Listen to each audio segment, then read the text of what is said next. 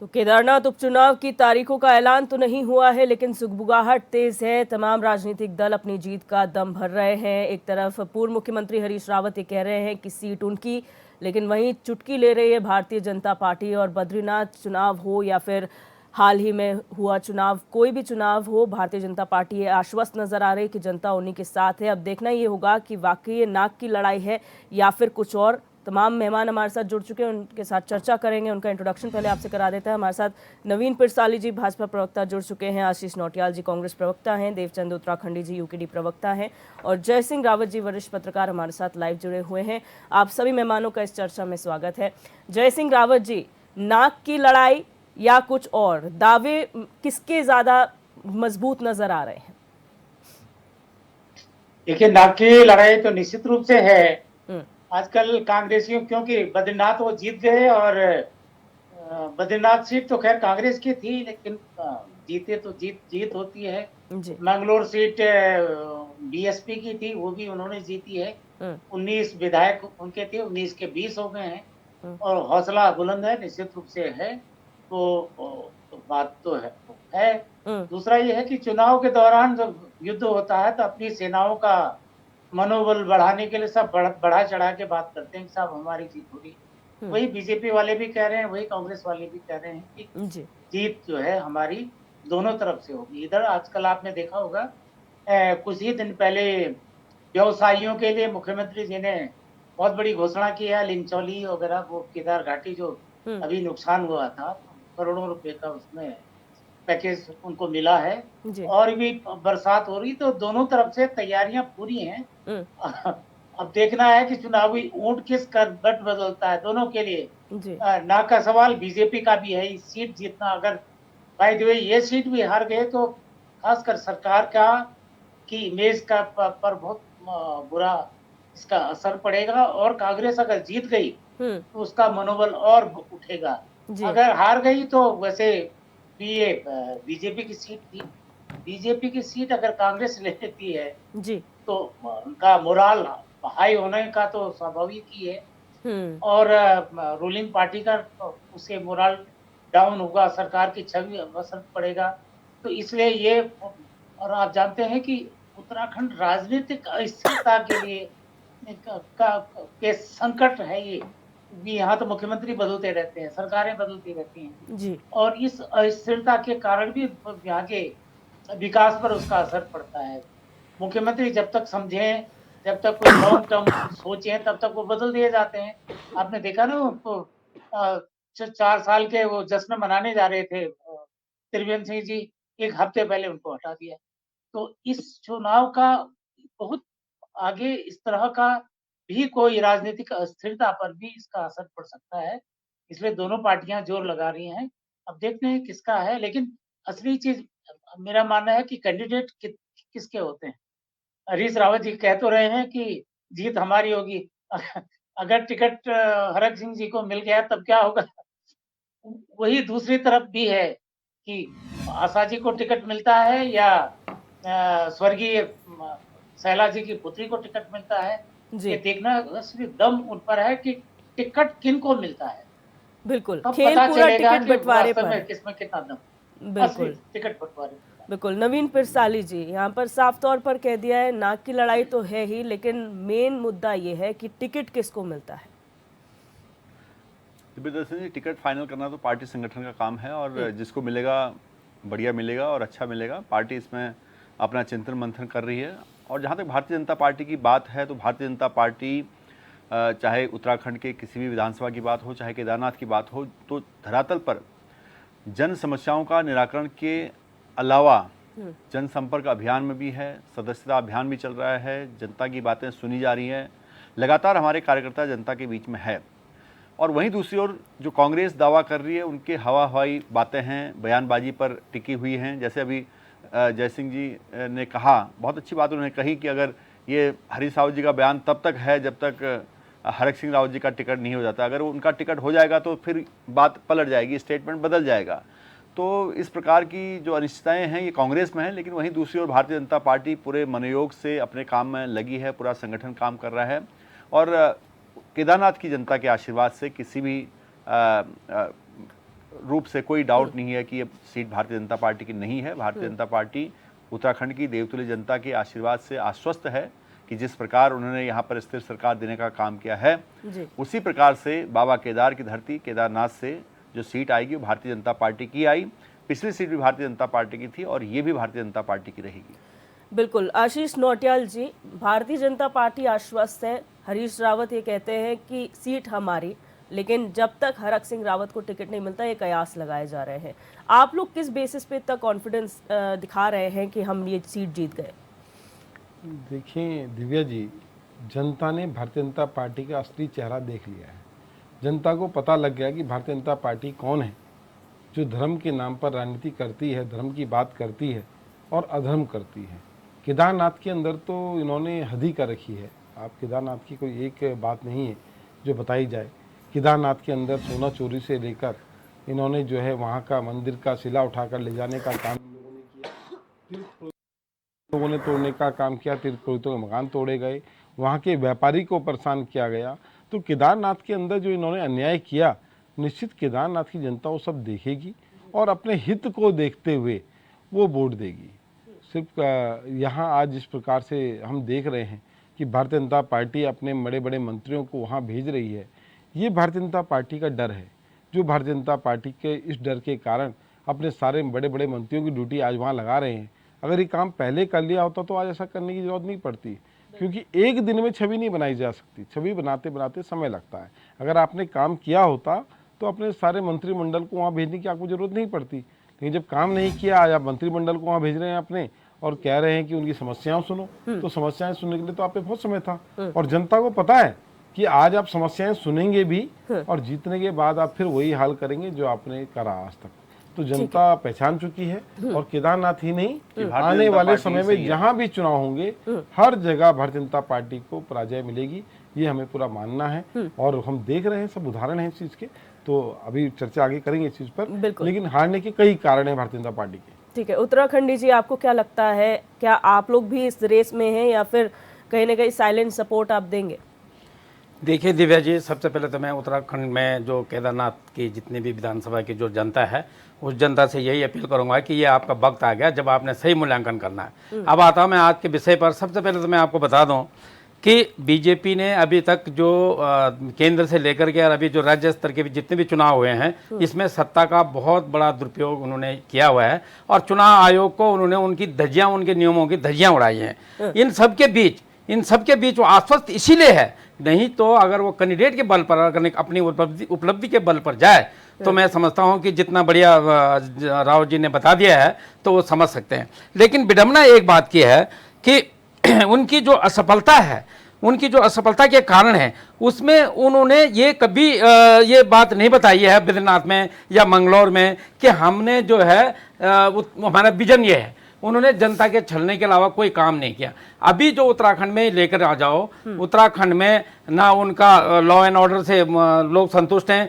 ना उनकी सुख सुविधाएं जो हमारे उत्तराखंड में पहाड़ी इलाकों में, खासतौर पर आज हम उत्तराखंड की बात, वो केदारनाथ की बात करें तो अभी केदारनाथ का एक डिबेट आपने दिखाया था जहां पर 5 किलोमीटर से एक महिला को लाते हैं। आज स्थिति जस की तस है, ये उनके सामने है। उसके अलावा जो आज की डेट में जो महिलाओं के प्रति जो उदासीन रवैया बीजेपी का है, और जब भी कभी इन पे जो कोई अन्याय होता है या कोई अपराध होता है तो उसमें बीजेपी के लोग मिलते हैं। तो ये छोटे छोटे चीज लोगों के जनता के मन में, और उस जनता इस चीजों को लेकर के अपना अब जो वोट के रूप में उनको देने के लिए तैयार बैठी है। अब जहां तक हमारा ख्याल है, इस बार हम जो है काफी लंबे समय से इन्होंने जो हमारा जो बदनाम करके हमारे जो संरक्षक मंडल आज की डेट में है, उन विधायकों ने जब जो मुद्दे उठाए थे उन्होंने दिया नहीं, लेकिन ऊपर से बदनाम हो किया। तो उस डैमेज कंट्रोल के साथ हम उतर रहे हैं और बद्रीनाथ में तो हमारा इन्होंने कैंडिडेट ही डिस्क्वालीफाई कर दिया, लेकिन केदारनाथ में हम इनको दिखा देंगे कि नाक की लड़ाई में इन दोनों पार्टियों को यूकेडी कितना नाक के चने चबाएगी वो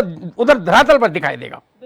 नवीन पिरसाली जी, आप लोग बद्रीनाथ के समय पर भी बहुत कॉन्फिडेंट थे, मंगलौर के समय पर भी आप लोग बहुत कॉन्फिडेंट थे, लेकिन जब हार हुई तो आपने कहा चलिए वो सीट भी ऑपोजिशन की थी, ये सीट भी ऑपोजिशन की थी, कोई फर्क नहीं पड़ा। लेकिन केदारनाथ में अगर उल्टा हो गया, जो आप लोग सोच रहे हैं उसका वाइस वर्सा हो गया, तो क्या उसके लिए तैयार है भारतीय जनता पार्टी? देखिए जितेंद्र सिंह जी, भारतीय जनता पार्टी वहां से जीत रही है जो चीज़ होनी नहीं हो उस पर प्रश्न कैसा।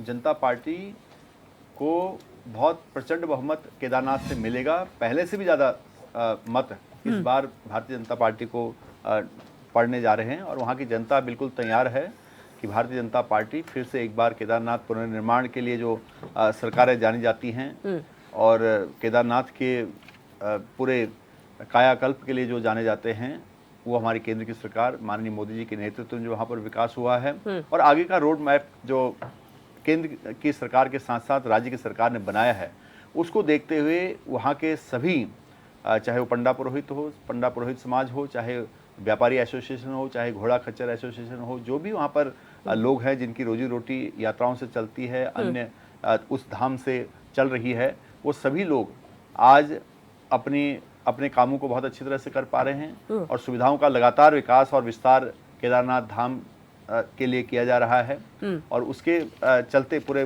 केदारनाथ घाटी का विकास हो रहा है और हमारी सरकार चाहती है कि बाबा केदार की धरती को और भी अच्छी तरह से उसका सौंदर्यीकरण किया जाए और भी अच्छी तरह से वहाँ सुविधाएं दी जाए, क्योंकि पूरे विश्व भर से यात्री वहाँ पर अपनी श्रद्धा लेके आते हैं। तो सरकार पूरी तरह से उन सभी के लिए एक अच्छा प्लेटफॉर्म तैयार करने की कोशिश कर रही है और मैं समझता हूँ कि इस विजन को देखते हुए और माननीय मुख्यमंत्री जी का जो प्रयास है उसको देखते हुए केदारनाथ की जनता स्वाभाविक तौर पर, निश्चित तौर पर अपना आशीर्वाद भारतीय जनता पार्टी को देगी।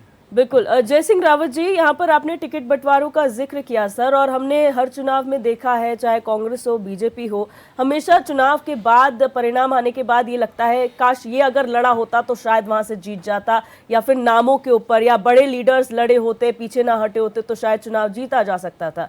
आपके एनालिसिस के हिसाब से इस बार पार्टियों को कैंडिडेट्स में क्या देखना चाहिए, किस बेसिस पे उन्हें धरातल पर उतारना चाहिए या टिकट देना चाहिए? देखिए, दोनों पार्टियों के लिए कैंडिडेट का जो चयन है इतना आसान नहीं है। अब कांग्रेस की बात लीजिए, वहाँ स्वाभाविक जो दावेदार हैं मनोज रावत हैं, वहां से विधायक रह चुके हैं, वही दिन रात वो काम करते हैं जी। लेकिन हरक सिंह रावत जी भी रुद्रप्रयाग से विधायक रह चुके हैं और रुद्रप्रयाग जिला जो बनाने में हरक सिंह रावत का प्रमुख योगदान रहा। जब मायावती जी का मुख्यमंत्री थी उत्तर प्रदेश में, जो और जिले बने, तो रुद्रप्रयाग जो जिला बना है उसमें मुख्य भूमिका हरक सिंह रावत जी की थी, कोई जिंकवाण जी थे और लोग सारे थे। तो ये उनका दावा है, उनको इसका पॉलिटिकल डिविडेंड उनको मिला भी है हरक सिंह जी को। तो इसमें कांग्रेस को देखना पड़ेगा कि किसको। और मनोज रावत हरीश रावत जी के करीबी हैं, सभी जानते हैं। हरीश रावत जी CWC के मेंबर भी हैं, बहुत सीनियर लीडर है कांग्रेस के। वो पूरा जोर लगाएंगे अपने जो समर्थक है मनोज रावत के लिए। लेकिन हरक सिंह रावत को भी किसी ढंग से कमजोर नहीं समझा जा सकता। एक तो इनका ये है। वही स्थिति बीजेपी की भी हो रही है। अभी तक इनकी परंपरा है मृतक आश्रितों को, चाहे मगन लाल जी का हो, चाहे पंत जी की वाइफ का हो, चाहे जहां भी हो, अब तक सारी लोग पार्टियों ने, यहाँ तक यूकेटी ने भी, जब विपिन त्रिपाठी जी का निधन हुआ था तो पुष्प को उन्होंने दिया था। तो सभी पार्टियां अब तक ये है कि जो सिटिंग MLA की डेथ होती है तो उनके आश्रित को टिकट दिया जाता है।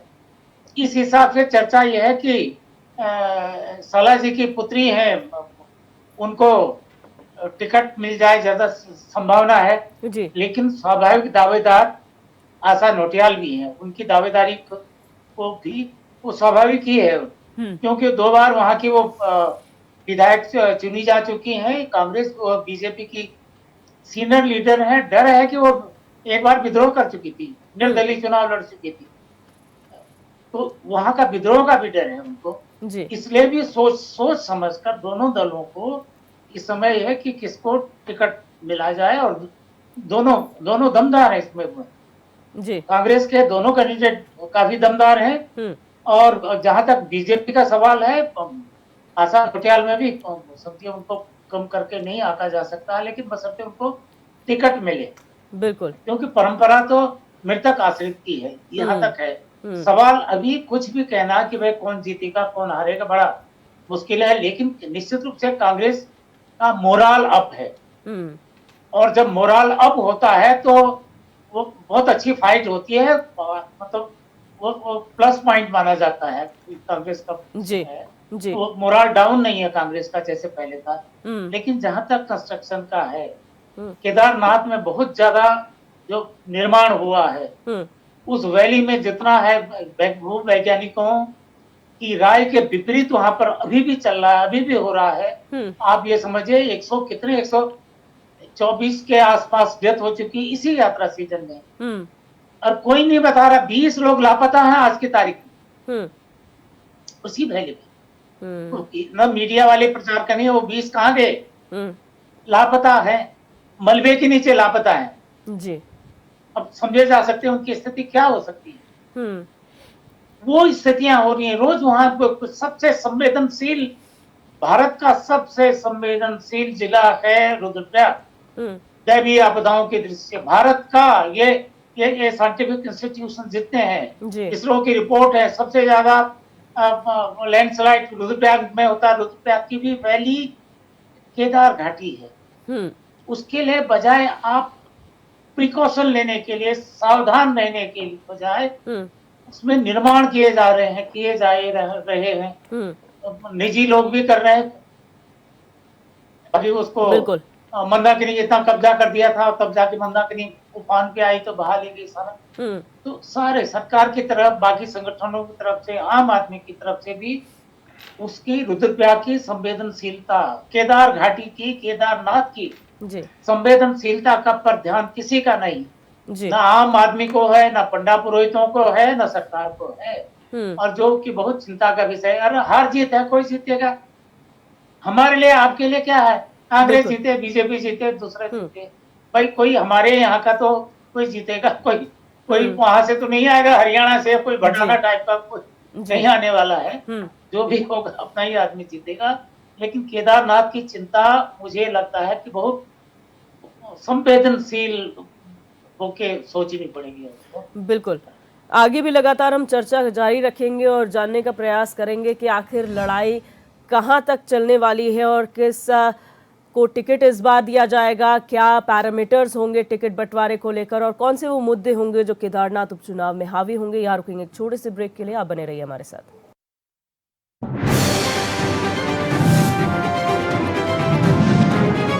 जी, जयसिंह रावत जी ने बहुत क्लियर कट बोला है कि इस बार जो है बहुत सोच समझ के, आपके वहाँ कैंडिडेट्स की कमी नहीं है और दमदार कैंडिडेट्स हैं, लेकिन बहुत सोच समझ के आप लोगों को टिकट बंटवारे करने होंगे। अब हरक सिंह रावत जी का नाम आया और हरीश रावत जी का नाम आया, तो दोनों में आप जानते हैं क्या सब ओपन मैसेज है, किस तरीके से वो लोग पहले भी मीडिया प्रेजेंस अपनी बना चुके हैं।